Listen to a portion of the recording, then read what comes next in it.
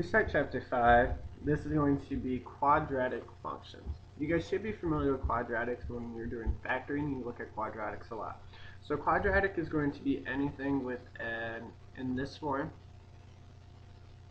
where it has an x squared. So if there's a number 1, 2, 4, negative 3.2, any number with an x squared, that's going to make it a quadratic function if the 2 is the largest power. So now if a equals 0, this term would go away. You're left with bx plus c, which is just a linear equation. So for a quadratic function, it has to have the form ax squared plus bx plus c. Now b could be 0, and we could be left with ax squared plus c. C could also be, but the highest power has to be 2, has to be in the equation. So if a is 0, it's not a quadratic equation. We also are going to take a look at the graphs of these. A parabola. A parabola is anything in a U shape. So that would be one. This would be an upside down U. You can have them fatter, you can have them skinnier. Okay. So there's lots of different ways that we can look at parabolas, but they're all going to have a similar shape, which is going to be the U. And they're going to have an axis of symmetry, which is going to be this dotted line in this example. The axis of symmetry is just going to be, if you fold it in half, the lines are going to lay on top of each other. That's what the axis of symmetry is. There's going to also be a vertex. The vertex is going to be important to us. So with the vertex, that's just going to be where the axis of symmetry goes through, and that's going to be the bottom or the top of my U. So that's going to be this point right here. That's going to be the vertex. So it's important to identify that because, again, that's where it turns around. That's going to be the only unique point. Everything else is just going to have a reflection, but since that's on the line, when it reflects, it just falls on top of itself. So what we're going to look at here is going to be to find the y-intercept, the equation of the axis of symmetry, and the x-coordinate of the vertex of the graph, x squared minus 3x plus 5. Use the information to graph the function. So they told me up here that the y-intercept is my c value. So all I have to do is identify c. That gives me my y-intercept. So the first part of this, the y-intercept, is just this value, 5. So a equals 1, b equals negative 3, c equals 5. So c is my y-intercept. That's my answer there.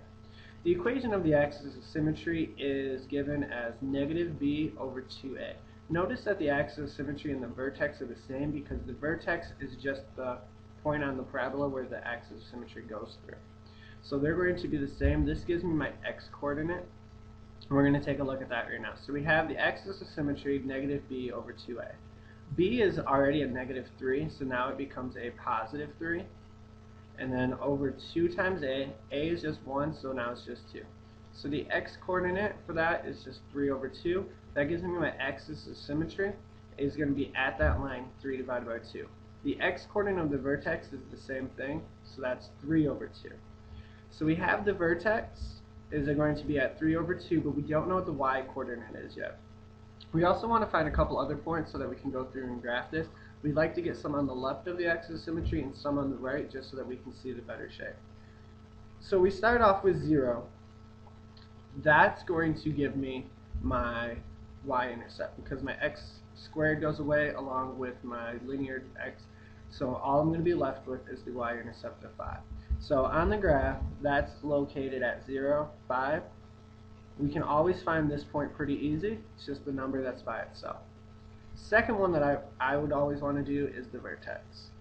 So the vertex is 3 divided by 2. So I'm going to plug that into the equation. 3 over 2 squared minus 3 times 3 over 2 plus 5. So when I go through and I plug this into a calculator, that y term I get out is 11 over 4. So I'm going to go through and graph this now. So the vertex is going to be at 3 over 2, which is right here, which is just 1 1/3. Now I go up 11 divided by 4. Calculator can help me make that as into a decimal. It's going to be just under 3. That gives me my vertex right there. So now I have 2 points, but I want some more points just so I can get a better line. If I only had the 2 points, I could draw a straight line through it, and we know that a quadratic is in the shape of a U. So you just pick some points that are relatively small, because a quadratic will get bigger quicker. than a linear equation. So they use examples here 1, 2, and 3. Now, you can use these ones. I like to normally have the same amount on the left as on the right, and that's what they do here. Because of the zeros on the left of the vertex, along with the 1, the 2 and the 3 are to the right of it. So you just go through, you plug these in, you evaluate them on the equation, plot those points, and then you go through and you just make your U shape. Try to make that a smooth line. So we're going to take a look at an example right here. This is going to be number 1 on your guys' page 5. So Chapter 5, Section 1, this is going to be number 1. So this one's going to be pretty much the same as the other two on the page. This is the first one, but it's not really any easier than the other ones. So you guys don't have to worry about that part. They're all done pretty much the same. You'll have some A terms, negative, things like that about the only thing that can change. So when I do this, I want to first identify the Y-intercept.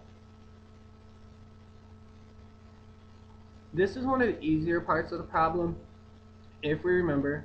It's right here. So if I plug a 0 in for my x's, that's how I get a Y-intercept. It'd be 0 squared is 0 plus 6 times 0 is 0. I'm left with my c. This was the same thing in the y equals mx plus b form, where b was going to be my Y-intercept. So in this case, Y-intercept 8. That's all I have to do there. Now the equation for the axis to symmetry and the x-coordinate was the same. If we take a look back, that was just negative b over 2a. So we're going to write that down right here. Now, on my problem, I'm going to have a b value of 6. I have an a value, which isn't written, so that means it's just 1.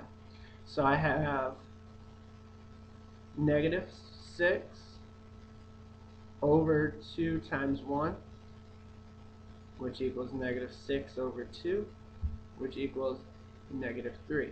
So now what this does is this gives me my axis of symmetry, which is just going to be x equals negative 3. So this right here is axis of symmetry. Have to have the x equals part there for it to be the line going up and down and not just a point.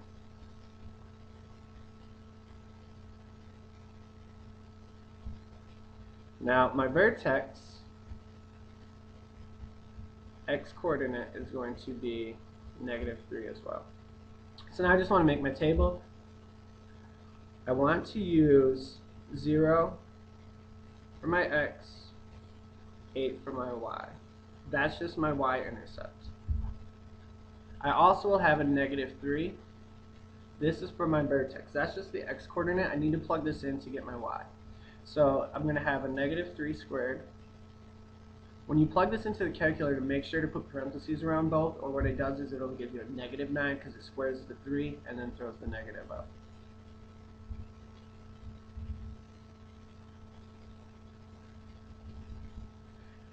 So now on this term I have 9 plus a negative 18, which gives me a negative 9 plus 8, that gives me negative 1. So now I just need to pick some other numbers. These can be any numbers that you like. I try to get 2 to the left of the vertex, 2 to the right. I have 1 to the right already, so I'm going to try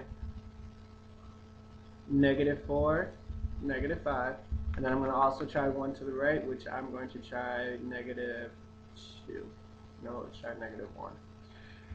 Alright, so I have negative 4 squared is going to be 16, plus 6 times a negative 4 is a negative 24.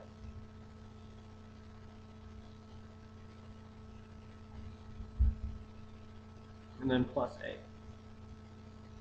So this gives me 16 minus 24 is negative 8 plus 8 is 0. Negative 5 squared is 25.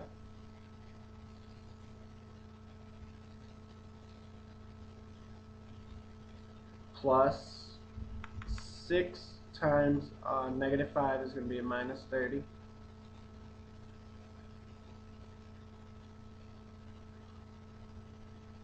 Plus 8.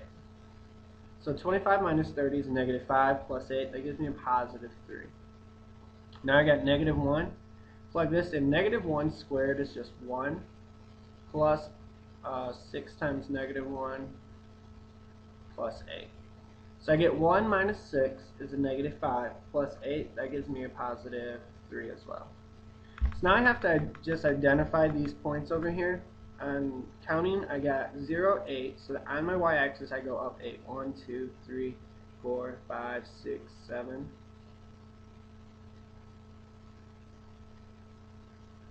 And 8 would be up here, so I'm going to count by 2s. Well, half of my answers are 3s. So this graph's not very nice, but we're going to count by 2. So we got 2, 4, 6, and 8 on my 0. So right here is going to be my first dot. Second one's going to be located at -3, so that's halfway between because I'm counting by 2s, and then -1, so that's going to be right here. That's going to be my vertex on my graph. So now I have a -4, which is right here. That value was at 0, which can't be right. So let's go back and take a look at these problems right here, because my vertex has to be my minimum point. So I have -3 and then -1. So this point right here is not going to be located there, so let's pull out an eraser. So we're going to have the -1 is going to be down here. I've made a +1 for my y. So now I have -4 and 0.